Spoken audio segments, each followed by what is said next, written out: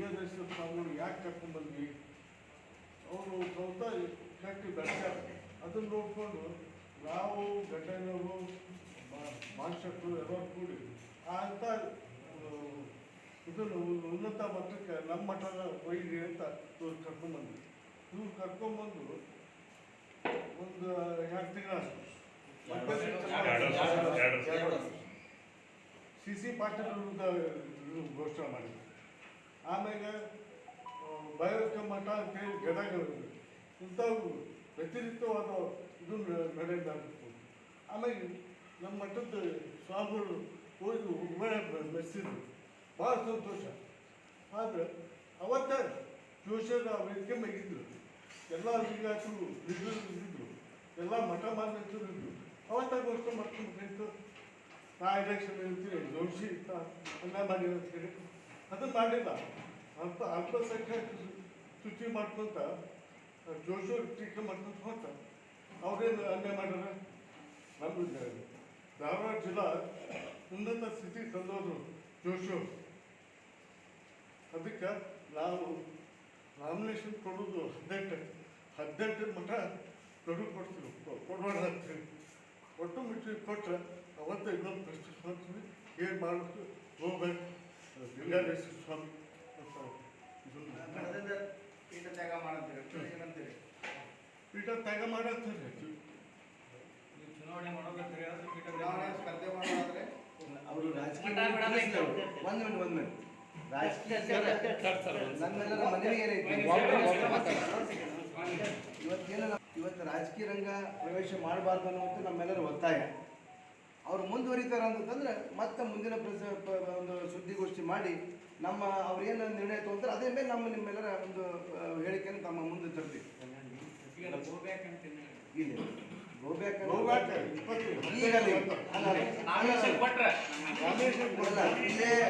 ಅನ್ನೋದಾಗ್ಲಿ ಪೀಠ ತ್ಯಾಗ ಮಾಡೋದನ್ನೋದಾಗಲಿ ಅದು ಮಠಕ್ಕೆ ಒಳಗೆ ಚರ್ಚೆ ಮಾಡುವಂಥ ವಿಷಯ. ಯಾಕಂದ್ರೆ ಅದಕ್ಕೆ ಮುಖ್ಯಸ್ಥರು ಈಗಾಗಲೇ ನಮ್ಮ ಜಗದ್ಗುರು ಫಕೀರ್ ಸಿದ್ದರಾಮೇಶ್ವರ ಮಹಾಸ್ವಾಮಿಗಳು ಅದಾರ. ಅದಕ್ಕೆ ಅವ್ರ ಸಮ್ಮುಖದೊಳಗೆ ಎಲ್ಲ ಹಿರಿಯರು ಸೇರಿಕೊಂಡು ಮತ್ತು ಈ ರೀತಿ ಆತಪ್ಪ ಅಂತಂದ್ರೆ ಮುಂದೆ ಹೆಂಗೆ ಅನ್ನುವಂಥದ್ದನ್ನು ಅವ್ರ ಮುಂದೆ ನಾವು ವಿಷಯ ಇಟ್ಟಾಗ ಅವ್ರು ಅದಕ್ಕೆ ನಮ್ಗೇನು ವ್ಯಕ್ತಪಡಿಸ್ತಾರೆ ಅವಾಗೆಲ್ಲ ಹಿರಿಯರು ಸೇರಿ ನಿರ್ಣಯ ತಗೊಂಡು ಆ ಒಂದು ಹಂತಕ್ಕೆ ನಾವು ಬರಲಿಕ್ಕೆ ಅನುಕೂಲ ಆಗೈತವ. ಈಗ ಉದ್ದೇಶ ಏನಂತಂದ್ರೆ ಈ ವ್ಯಕ್ತಿಗತ ಹೇಳಿಕೆಗಳು, ಇಂಥ ಬಾಪೂಜಿಯವರು ಹೇಳಿದಂಗೆ ಹಿಂದೆ ನಡೆದಂಥ ಘಟನೆಗಳು ಇವು ಪುನರಾವರ್ತನೆ ಆಗಬಾರ್ದು. ರಾಜಕೀಯ ರಂಗವನ್ನು ಅವರು ಪ್ರವೇಶ ಮಾಡಬಾರ್ದು.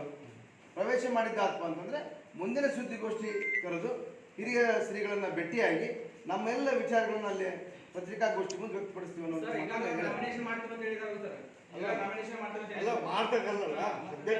ಇನ್ನೂ ಮಾಡಿಲ್ಲ. ನಾಮಿನೇಷನ್ ಇನ್ನೂ ಮಾಡಿಲ್ಲ.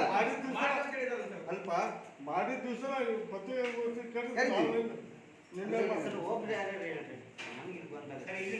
ನಾಮಪತ್ರ ಸಲ್ಲಿಕೆ ಮಾಡಿದ್ರೆ ನಿಮ್ಮ ನಿಲುವೇನು? ರಾಜಕೀಯ ಪ್ರವೇಶ ಮಾಡಬಾರ್ದು. ಅಕಸ್ಮಾತ್ ನಾಮಪತ್ರ ಸಲ್ಲಿಕೆ ಮಾಡಿದ್ದು ಅದು ಮುಂದಿನ ಪತ್ರಿಕಾಗೋಷ್ಠಿ ಒಬ್ರು ಯಾರು ಮಾತಾಡ ಏನು ಸರ್ ನಿಮ್ಮ ಪ್ರಶ್ನೆ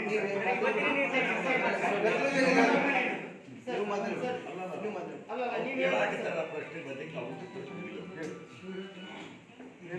ಅಲ್ಲ ಸರ್, ಇವತ್ತಿನ ನಿರ್ಣಯ ಸಲ್ಲಿಕೆ ಮಾಡಿದ್ರೆ ಮುಂದೆ ನಿಮ್ಮ ನಿರ್ಣಯ ಯಾವ ಥರ ಇರುತ್ತೆ ಸರ್? ನಾಮಪತ್ರ ಸಲ್ಲಿಕೆ ಮಾಡಿದ್ದೆ ಆತಂದ್ರೆ ನಾವು ಹೋಗ್ಬೇಕಂತ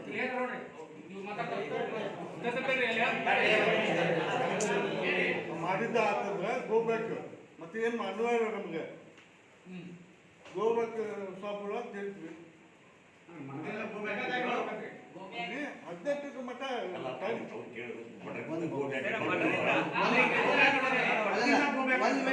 ಅಥವಾ ಜಿಲ್ಲೆಯಿಂದ ಅಲ್ಲ 1 ಮಿನಿಟ್ ಪೀಠದಿಂದ ಹೋಗ್ಬೇಕಂತ ಅಲ್ಲ 1 ಮಿನಿಟ್ ನಮ್ಗೆ ಅಧಿಕಾರಿ ಮಠದಿಂದ ಹೋಗ್ಬೇಕಲ್ಲ, ಜಿಲ್ಲಾದಿಂದ ಇದು ಅದು ಆ ಪ್ರಶ್ನೆ ನಮಗಿಲ್ಲ. ನಮ್ಮ ಮಠದ ಬೇಡ, ಮಠ ಬಿಟ್ಟು 1 ಮಿನಿಟ್ ನಾಮದ ಇಲ್ಲಿ ಅವ್ರು ಹೇಳಿದ್ದು ತಾವು ಗಮನಿಸ್ರಿ.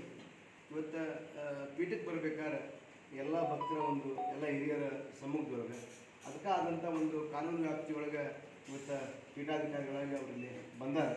ಅದಕ್ಕೊಬ್ಬರು ಮುಖ್ಯಸ್ಥರು ಅದಾರೆ, ಇನ್ನೂರು ನಮ್ಮ ಫಕೀರ್ ಸಿದ್ದರಾಮಯ್ಯ ಮಹಾಸ್ವಾಮಿ ಹೇಳಿದ್ರು ಅದಾರೆ. ಅವರ ಒಂದು ಆಶೀರ್ವಾದದಿಂದ ಅಂದರೆ ಅಥವಾ ಅವರ ಅಪೇಕ್ಷೆ ಅಂತೆ ಎಲ್ಲ ಭಕ್ತರ ಹಿರಿಯ ಭಕ್ತರ ಒಂದು ಒಪ್ಪಿಗೆ ಅಂತೆ ಕಾನೂನಾತ್ಮಕವಾಗಿ ಅವರು ಇವತ್ತು ಪೀಠಾಧಿಕಾರಿಗಳಾಗ್ಯಾರ. ಅದಕ್ಕೆ ಆ ಪೀಠ ತ್ಯಾಗ ಮಾಡುವಂಥದ್ದನ್ನು ಬರೀ ಬಾಯಿಂದ ಹೇಳಿದ್ರೆ ಮಾತ್ರ ಅದು ಆಗಲಿಕ್ಕೆ ಸಾಧ್ಯ ಇಲ್ಲ. ಅದು ಅಷ್ಟು ಸೂಕ್ತನ ಅಲ್ಲ ನಾವು ಹೇಳುವಂಥದ್ದು. ಅದಕ್ಕೆ ದಯವಿಟ್ಟು ನಾವೇನಂತೀವಿ ಅಂತಂದ್ರೆ ಈಗಾಗಲೇ ಅಣ್ಣವರು ಹೇಳಿದಂಗೆ ಇವತ್ತು ಒಂದೇದು ರಾಜಕೀಯ ರಂಗ ಪ್ರವೇಶ ಮಾಡಬಾರ್ದು. ರಾಜಕೀಯ ರಂಗ ಪ್ರವೇಶ ಮಾಡಿ ಅವರೇನಾದರೂ ನಾಮಿನೇಷನ್ ಮಾಡಿದ್ರೆ ಕರೆ ಆತ್ಮ ಅಂತಂದರೆ ಮತ್ತೊಮ್ಮೆ ಸುದ್ದಿಗೋಷ್ಠಿಯನ್ನು ಕರೆದು ಮುಂದಿನ ನಿಲುವುಗಳನ್ನು, ಮುಂದಿನ ನಮ್ಮ ಆಶಯಗಳನ್ನು, ಮನವಿಗಳನ್ನು ನಾವು ವ್ಯಕ್ತ ಮಾಡ್ತೀವಿ. ಅದಕ್ಕೆ ಮುಖ್ಯವಾಗಿ ಇನ್ನೂ ಹಿರಿಯ ಜಗತ್ತುಗಳು ಅಲ್ಲಿ ಇರೋದ್ರಿಂದ ಅವ್ರ ಜೊತೆಗೆ ಚರ್ಚೆ ಮಾಡಿ ನಮ್ಮ ನಿಲುವುಗಳನ್ನು ತಿಳಿಸ್ತೀವಿ. ಸರ್ ಹಿರಿಯ ಶ್ರೀಗಳ ಗಮನ ತಂದಿದ್ದೀರಿ. ಇನ್ನೂ ನಾವು ತಂದಿಲ್ಲ. ಅಲ್ಲ ಸರ್, ಅವ್ರು ಹಿರಿಯ ಸ್ವಾಮಿಗಳ ಗಮನಕ್ಕೆ ತಗೊಂಡ್ಬಂದು ರಾಜಕೀಯ ಪ್ರವೇಶ ಮಾಡಿದ್ದೀನಿ ಅಂತ ಅನೇಕ ಬಾರಿ ಹೇಳಿದ್ದಾರೆ. ಮತ್ತು ಹಿರಿಯ ಶ್ರೀಗಳು ಒಪ್ಪಿಗೆ ಆಧಾರದ ಮೇಲೆ ಅವರು ರಾಜಕೀಯ ಪ್ರವೇಶ ಮಾಡಿದ್ದಾರೆ ಅಂತ. ಇಲ್ಲ, ನಾವೆಲ್ಲ ಹಿರಿಯರು ಸೇರಿ ನಾವಿನ್ನೂ ಅದ್ರ ಬಗ್ಗೆ ಮಾತಾಡಿಲ್ಲ. ಯಾರು ಭೇಟಿ ಹಂಗಲ್ಲ ಸರ್, ಸ್ವಾಮಿಗಳು ಇದ್ದಾರೆ, ಸಿ ಎಮ್ ಆಗ್ಯಾರ, ಇವರು ಎಲೆಕ್ಷನಿಗೆ ನಿಂದ್ರೋದು ಏನು ತಪ್ಪು ಅಂತ. ಯಾರು ಸ್ವಾಮಿಗಳು ಇದ್ದಾರೆ, ಸಿ ಎಮ್ ಸಹ ಆಗ್ಯಾರ ಸರ್, ಇವರು ಎಲೆಕ್ಷನಿಗೆ ನಿಂದ್ರೋದು ಏನು ತಪ್ಪು ನಿಮ್ಮ ದೃಷ್ಟಿಯೊಳಗೆ? ನೋಡಿ, ನಮ್ಮ ಮಠದ ಪರಂಪರೆ ಹೆಂಗೈತಿ ಆ ತರ ನಡ್ಕೊಂಡು ಬಂದು ನಮ್ಮ ಹಂಗಲ್ಲ ತಡ್ರಿ, ಅವ್ರನ್ನ ಕೇಳಾಕಿಂದೇನೆ ಸರ್, ನಿಮ್ಮನ್ನ ಮತ್ತೆ ಹಿಕ್ಕಟ್ಟು ಬರೋದು ಇತ್ತ ಕೇಳ್ತೀನಿ ನಿಮ್ಮನ್ನ. ಅವ್ರನ್ನ ಕೇಳಾಕಿಂದೇನೆ ರೀ. ಪ್ರಜಾಪ್ರಭುತ್ವ ವ್ಯವಸ್ಥೆ ಒಳಗೆ ಯಾರು ಬೇಕಾದ್ರೂ ನಿಂತುಗಳು. ಹೌದು. ಅವ್ರ ಸ್ವಾಮಿಗಳು ನಿಂತು ತಪ್ಪಲ್ಲ. ಆದ್ರೆ ನಮ್ಮ ಮಟ್ಟಕ್ಕೆ ಬೇಡ, ನಮ್ಮ ಮಟ್ಟದ ಹೆಸರು ಬೇಡ. ಅಲ್ಲ, ಅದ್ರ ಬಗ್ಗೆ ನಾವು ಕ್ಲಾರಿಫಿಕೇಶನ್ ಕೊಡ್ತೀವಿ. ನೀವು ಯೋಗಿ ಆದಿತ್ಯನಾಥ್ ಅಂತ ಹೇಳ್ತೀರಿ, ಅವರೊಬ್ಬರು ಸನ್ಯಾಸಿ, ಅವ್ರು ಯಾವ ಮಠಕ್ಕೆ ಪೀಠಾಧೀಶರು ಇಲ್ಲ, ಅವರೆಲ್ಲ ಮಠ ನಂಗೆ ಸುತ್ಕೊಂತ ಹೋಗ್ತಾರೆ. ಇವರು ಒಂದು ಮಠಕ್ಕೆ ಅದಾರ, ಈ ಮಠಕ್ಕೆ ಒಂದು ದೊಡ್ಡ ಸ್ಥಾನ ಐತೆ ಅನ್ನೋ ಸಲುವಾಗಿ ಇಷ್ಟೆಲ್ಲ ಹಿರಿಯರು ಬೇಡ ಅನ್ನಕತ್ತಿಲ್ಲ. ಅದಾರಿ, ಮಠಕ್ಕೆ ಅದಾರಿ. ಮಠಕ್ಕೆ ಪೀಠಾಧೀಶರಿಲ್ಲ, ಪೀಠಾಧೀಶರಿಗೆ ನೀವು ನಡ್ಕೊಂಡು ಇಲ್ಲ ರೀ, ಅದಾರ ಸರ್.